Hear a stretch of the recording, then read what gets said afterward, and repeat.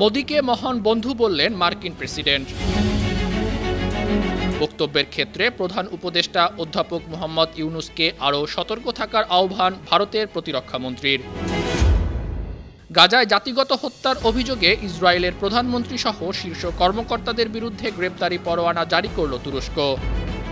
লেবাননে ইসরায়েলি হামলায় 2 জন নিহত। ভারতের জম্মু কাশ্মীরে বন্দুকযুদ্ধে 2 সন্ত্রাসী নিহত। যুদ্ধবিরতি নিয়ে পাকিস্তান ও আফগানিস্তানের আলোচনা স্থগিত। শাটডাউনে আমেরিকায় 5,000 ফ্লাইট বাতিল। নিউ ইয়র্কে নিজের সমর্থিত প্রার্থীর পরাজয় মানতে পারছেন না ট্রাম্প। রাজ্যের নিয়ন্ত্রণ নিতে মরিয়া তিনি।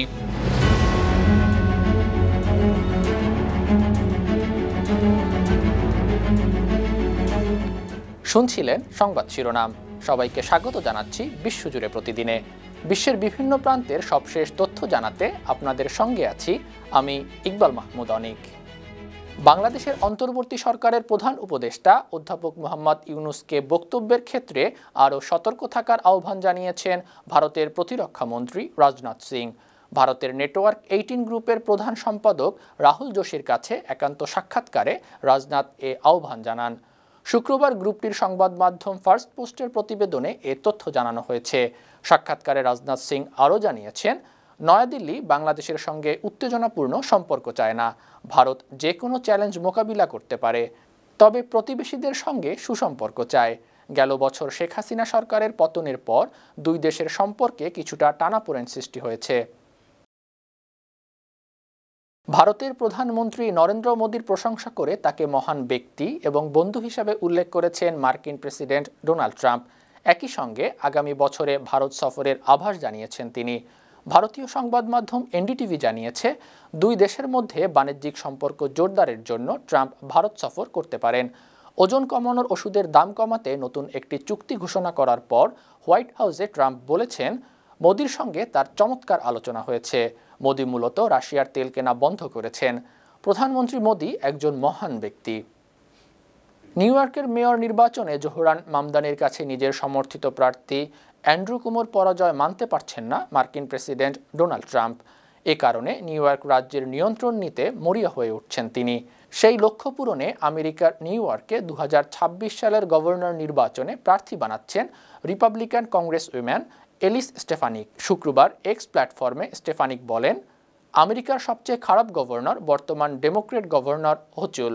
জবাবে হোচুল স্টেফানিককে ডোনাল্ড ট্রাম্পের কংগ্রেসে নাম্বার 1 চিয়ার লিডার হিসেবে উল্লেখ করেছেন। 41 বছর বয়সী স্টেফানিক 2014 সাল থেকে নিউ ইয়র্কের 21 নম্বর কংগ্রেশনাল ডিস্ট্রিক্টের প্রতিনিধিত্ব করছেন। নিউ ইয়র্ক সিটির নতুন নির্বাচিত মেয়র জোহরান মামদানি শুক্রবার যুক্তরাষ্ট্রের অধীনস্থ ক্যারিবিয়ান দ্বীপ পুয়ের্তো রিকোতে জুমার নামাজ আদায় করেছেন। রাজধানী সান জুয়ানের একটি মসজিদে নামাজ আদায় করেন তিনি। এ সময় মুসল্লিরা তাকে স্বাগত জানান। নামাজ শেষে মানুষের মাঝে খাবার বিতরণ করেন মামদানি। সম্প্রতি নির্বাচনে সাবেক গভর্নর অ্যান্ড্রু কুওমো ও রিপাবলিকান কার্টিস স্লিওয়াকে পরাজিত করেন তিনি। এই নির্বাচনে 20 লাখেরও বেশি ভোটার তাদের ভোটাধিকার প্রয়োগ করেন। এটি নিউ ইয়র্ক শহরের মেয়র নির্বাচনের ইতিহাসে একটি রেকর্ড। শুক্রবার আমেরিকায় 5,000-এর বেশি ফ্লাইট বাতিল বা বিলম্বিত হয়েছে। শাটডাউনের কারণে সরকারি কার্যক্রম স্থবির থাকায় বিমান চলাচল নিয়ন্ত্রণকারী সংস্থা বিমান সংখ্যা কমাতে বাধ্য হয়েছে। সরকারি অর্থ বরাদ্দ বন্ধ থাকায় হাজার হাজার ফেডারেল কর্মী, বিশেষ করে এয়ার ট্রাফিক কন্ট্রোলাররা 1 মাসেরও বেশি সময় ধরে বেতন ছাড়াই কাজ করছেন। অনেকেই অন্য কাজে চলে গেছেন। পরিস্থিতি সামাল দিতে শুক্রবার থেকে 40টি বড় বিমানবন্দরে ফ্লাইট 4% কমানো হয়েছে। এই আগামী সপ্তাহে এই সংখ্যা 10% করা হতে পারে। মার্কিন প্রেসিডেন্ট ডোনাল্ড ট্রাম্প দেশকে বিব্রত করছেন এমন অভিযোগ করেছেন যুক্তরাষ্ট্রের সাবেক প্রেসিডেন্ট জো বাইডেন। ট্রাম্পকে উদ্দেশ্য করে তিনি বলেছেন, আপনি এমনভাবে কাজ করেন যা একটি জাতি হিসেবে আমাদের বিব্রত করে। শুক্রবার নেব্রাস্কার ওমাহায় ডেমোক্রেটিক পার্টির অনুষ্ঠানে বাইডেন আরও বলেন, মিস্টার প্রেসিডেন্ট, আপনি আমাদের জন্য কাজ করুন, শুধু কোটিপতি ও বিলিনিয়রদের জন্য নয়। তিনি বলেন, আমি আন্তরিকভাবে বলতে চাই, আমি ক্ষুব্ধ। এটি গণতন্ত্র, গণতন্ত্রে কোনো রাজা নেই, কিন্তু আপনি এমনভাবে কাজ করছেন যা জাতি হিসেবে আমাদের বিব্রত করে। ফিলিস্তিনের গাজায় জাতিগত হত্যার অভিযোগে ইসরায়েলের প্রধানমন্ত্রী বেনিয়ামিন নেতানিয়াহু সহ ইসরায়েলি শীর্ষ কয়েকজন কর্মকর্তার বিরুদ্ধে গ্রেপ্তারি পরোয়ানা জারি করেছে তুরস্কের আদালত। তুরস্ক সরকারের অভিযোগ, ইসরায়েল 2023 সালের অক্টোবর মাস থেকে গাজায় জাতিগত হত্যা ও মানবতাবিরোধী অপরাধ করছে। ইস্তাম্বুলের প্রসিকিউটরের কার্যালয় জানিয়েছে, মোট 37 জনের বিরুদ্ধে এই গ্রেপ্তারি পরোয়ানা জারি করা হয়েছে। তাদের মধ্যে ইসরায়েলের প্রতিরক্ষা মন্ত্রী ইসরায়েল কার্জ, জাতীয় নিরাপত্তা মন্ত্রী ইতামার বেন গভির এবং সেনাপ্রধান লেফটেন্যান্ট জেনারেল আইয়াল জামির অন্যতম। যুদ্ধবিরতি লঙ্ঘন করে লেবাননে ধারাবাহিকভাবে হামলা করছে ইসরায়েলি বাহিনী। শনিবারও 2টি স্থানে ক্ষেপণাস্ত্র হামলা চালানো হয়েছে। এতে একটি গাড়িতে থাকা 2 ভাই মারা গেছেন, আহত হয়েছেন কমপক্ষে 7 জন।